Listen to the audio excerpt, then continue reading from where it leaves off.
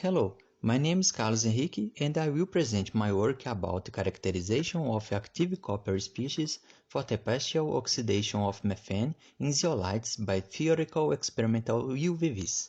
The stepwise process brought important advances for the synthesis of methanol from methane. Improvements in the process are still being studied in order to make it viable. However, the study of such improvements requires the identification of a copper species present in the zeolitic catalysts.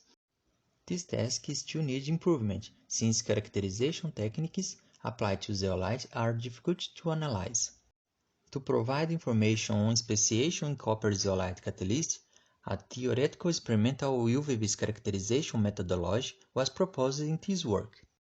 Through this technique, it was possible to identify the active copper species in mazite zeolite, as well as to evaluate the influence of the type of oxidant on the formation of such sites.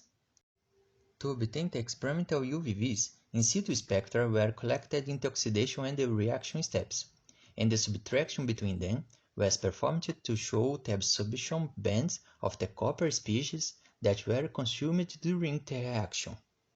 Theoretical UVVs spectra were obtained from DFT using Orca software. First, different structures of active species were constructed and optimized in a 8-member ring of the mazite with 2 aluminos in different positions. Then, the molecular dynamics of the optimized species was simulated, generating 400 structures of each species.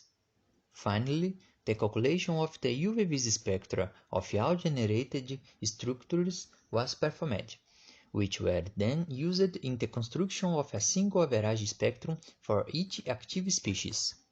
In this way, it was possible to obtain the average UVVs spectrum for different types of copper species, for later comparison with experimental spectra. The theoretical spectra obtained were consistent with those proposed in the literature.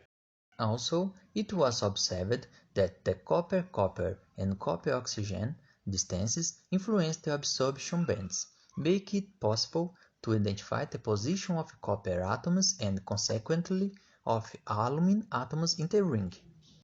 Such characteristics can be correlated with thermal stability, reaction temperature, and reactivation temperature. Through the theoretical experimental comparison, it was possible to verify that monohydroxy species were formed in the zeolite mazite, both in the application of oxygen and carbon dioxide in the oxidation step. Therefore, through the theoretical experimental methodology present in this work, it is possible to characterize the zeolitic material to obtain important information for studies that aim to make the partial oxidation of methane to methanol viable.